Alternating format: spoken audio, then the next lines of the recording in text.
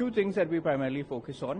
One is how do you enable AI adoption, so scaling and spreading further the reach of AI.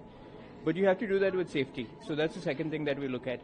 Along with scaling AI, how do you do it safely to ensure that as you deploy solutions, it actually causes benefit and not harm. So that's what we look at. So you work very closely in the sector of AI. How Yes. do you see AI evolving in India and where is it currently now? Yeah, so two things that we've noticed that is happening very rapidly in India. One is that AI is becoming contextualized. So between 2023 and now, we have found that AI has rapidly advanced with regards to multilingual capacity.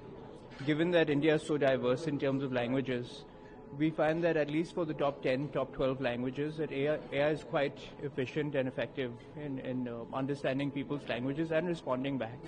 I think where the work left to be done is now that AI can talk to people, what should it say? It's not enough to just understand the voice of the person, but how should it responsibly respond back to actually provide value? And I think that is now the journey to go on, that now that AI has been contextualized for India, what are the types of use cases that are worth deploying that unlock great value? Yeah. So you mentioned about the safety of focus is also safety.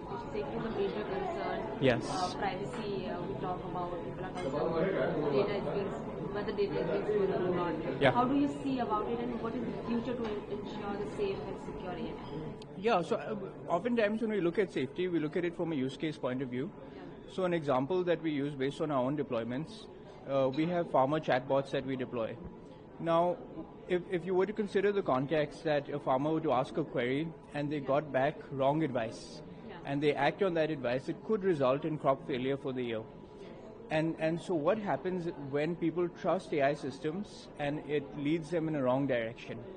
Because what we've realized is many people make decisions based on LLM responses, and it can sometimes lead them to the wrong decision. And so in those cases, that's typically how we look at safety. So it's both in the aspect of data and data privacy, but when we use and trust and rely on something, is it actually reliable?